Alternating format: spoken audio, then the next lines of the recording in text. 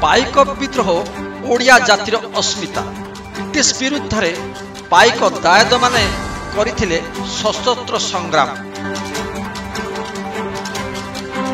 सेमानकर त्याग और बलिदान अतुलनीय। पाइक विद्रोह 2 शतवार्षिक अवसर में बरुणेई पहाड़ पाददेश रे पाइक स्मारकी निर्माण करी तत्कालीन राष्ट्रपति रामनाथ कोविंद शिलान्यास करथिले।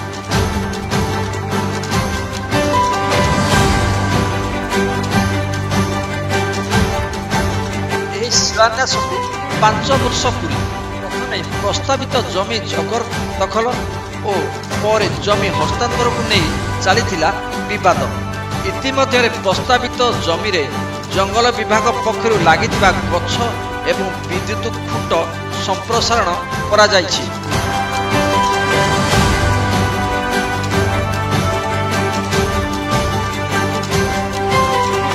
निर्माण कार्य गोटे पार्श्व पाचेरी निर्माण रे सीमित हो रही। पूर्व धर्मेंद्र प्रधान 2 थर समीक्षा करथिले। गत किछि मास तले राज्य सरकार उपमुख्यमंत्री प्रभाती परिड़ा, ओडिया भाषा साहित्य संस्कृति मंत्री सूर्यवंशी स्वराज खोर्धा गस्तरे आसी पाइक स्मारकी एवं खोर्धागढ़ समीक्षा करथिले।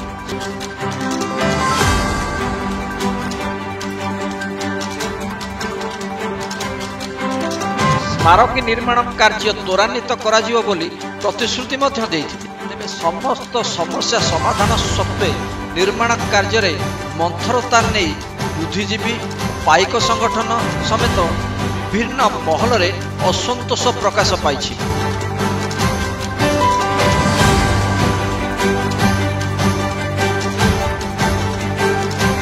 आंतरिकता और समन्वय अभाव स्मारकी कार्य बाधक साजिछि बोली चर्चा हेउछि।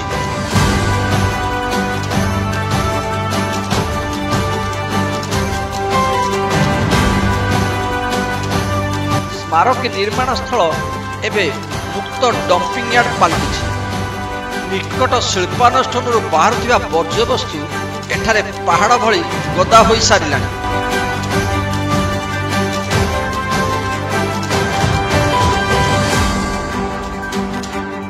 अन्यपटे अनामना गछलता माड़ी जंगलर भ्रम सृष्टि करुछि। 2019 डिसेम्बर 8 रे तत्कालीन राष्ट्रपति रामनाथ कोविंद बरुणाई पाददेश रे स्मारकी निर्माण पाई शिलान्यास करथिले।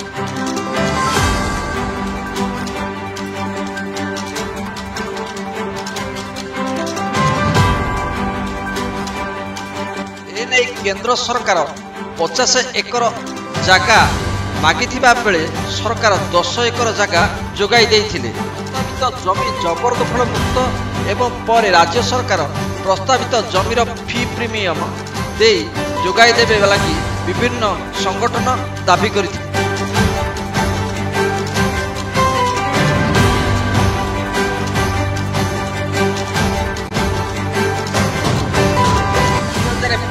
जुलाई रे खोर्धा तहसिल अंतर्गत खोर्धा मौजार बरुणेई पहाड़ पाददेश रे एकर 9.685 डिसमिल सरकारी जमी को पाइक विद्रोह स्मृति उद्देश्य रे पाइक स्मारकी निर्माण राज्य सरकार बिना प्रीमियम रे कैपिटल वैल्यू एवं इंसिडेंटल चार्ज रे संस्कृति मंत्रालय भारत सरकार सपक्ष रे देवा लगी राज्य कैबिनेट अनुमोदन करे। एथि निमंते 31,96,62,934 टंका राजस्व देय छाड़ कर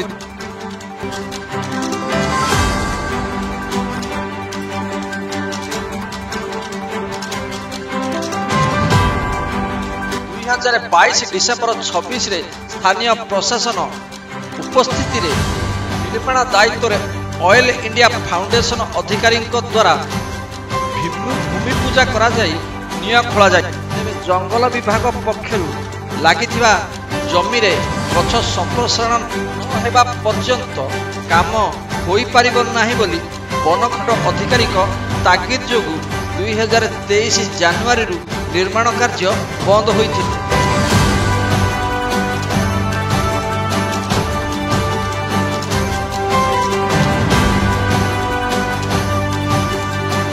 ଜଙ୍ଗଲ ବିଭାଗକୁ 55 ଲକ୍ଷ ଟଙ୍କା ଡିପୋଜିଟ୍ ଫ୍ରରେ ପ୍ରସ୍ତାବିତ ଜମିରେ ଜଙ୍ଗଲ ବିଭାଗର 1300 ଗଛକୁ 779 ଗଛ ଅନ୍ୟତ୍ର ସ୍ଥାନାନ୍ତରିତ କରାଯାଇଥିଲା।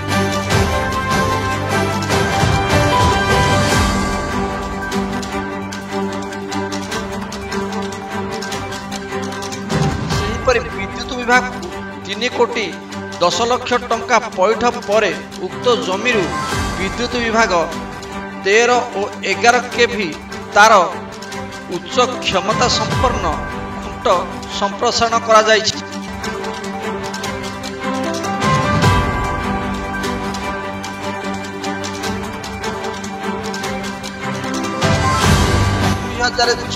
ସେପ୍ଟେମ୍ବର ମାସରେ ଉପମୁଖ୍ୟମନ୍ତ୍ରୀ ପ୍ରଭାତୀ ପରିଡ଼ା ଏବଂ ସଂସ୍କୃତି ମନ୍ତ୍ରୀ ସୂର୍ଯ୍ୟବଂଶୀ ସ୍ୱରାଜ ତଥା ଗସ୍ତରେ ଆସି ଏହାର ସମୀକ୍ଷା ସହ ସ୍ମାରକୀ ନିର୍ମାଣ ପାଇଁ ଅର୍ଥର ଅଭାବ ରହିବ ନାହିଁ ବୋଲି ପ୍ରତିଶ୍ରୁତି ଦେବା ସହିତ ତ୍ୱରିତ ଗତିରେ ନିର୍ମାଣ କାର୍ଯ୍ୟ କରାଯିବ ବୋଲି କହିଥିଲେ।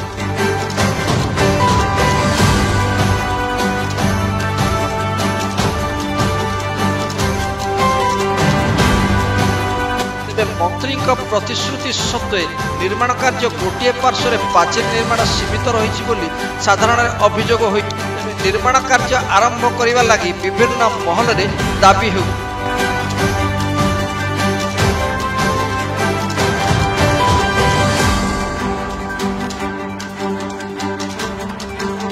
ସରିଲା 2024 ମସିହା ଓ ଆସୁଛି 2025।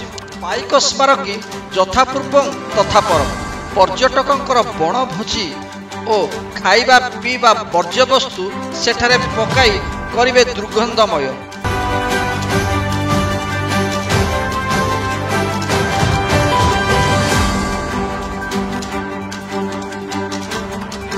ସ୍ମାରକୀ ସ୍ଥାନ ହୋଇଯିବ ଡମ୍ପିଂ ୟାର୍ଡ।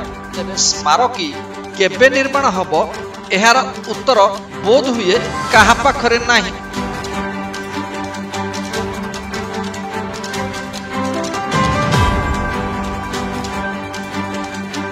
ଖୋର୍ଦ୍ଧାରୁ ଆନ୍ଦୋଳନ ଓଡ଼ିଶା ବ୍ୟୁରୋ ରିପୋର୍ଟ।